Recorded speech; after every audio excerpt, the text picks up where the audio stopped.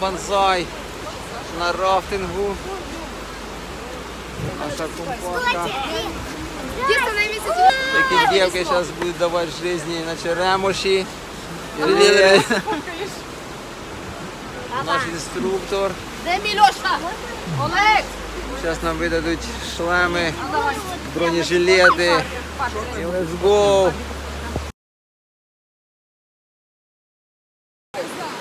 Сейчас мы будем давать жизни на рафту.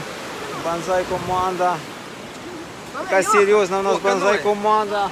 Хто боїться на рафт, подивіться з нами, які дітки. 8 років, ніхто не боїться. Це буде супер. Ну, є і взрослі наші бонсайщики, наш основний состав. Річка Черемош, бонсай тур на повну, на куражі.